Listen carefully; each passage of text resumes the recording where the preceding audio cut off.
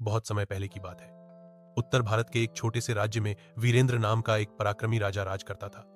उसका राज्य हरियाली, नदियों और खुशहाली से भरा हुआ था।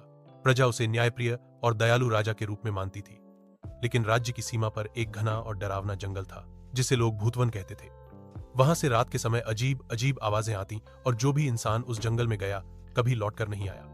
लोग कहते थे कि उस जंगल में एक चुड़ैल रहती है, जिसकी आंखें अंगारे जैसी लाल और आवाज बर्फ जैसी ठंडी है। वह इंसानों की आत्मा पकड़कर अपने वश में कर लेती है। कई बार प्रजा ने राजा से विनती की कि वह जंगल में जाकर उस बला को खत्म करे, मगर किसी ने अब तक हिम्मत नहीं दिखाई थी।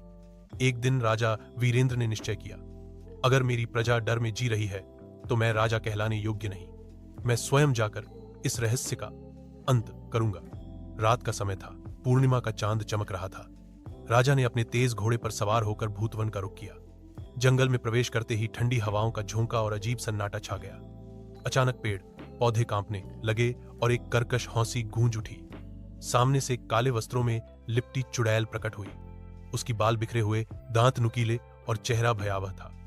चुड़ैल ने राजा को घूरते हुए कहा, क्यों आए हो यहां जान की बाजी लगाकर? राजा ने तलवार निकालकर दृढ़ स्वर में उत्तर दिया, मैं अपनी प्रजा को डर से मुक्त कराने आया हूं।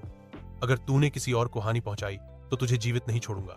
चुड़ैल जोर से हंसी और अचानक हवा में उड़कर राजा पर टूट पड़ी। लेकिन वीरेंद्र बहादुर था। उसने तलवार से वार किया, पर चुड़ैल एक धुएं में बदलकर बच निकली। फिर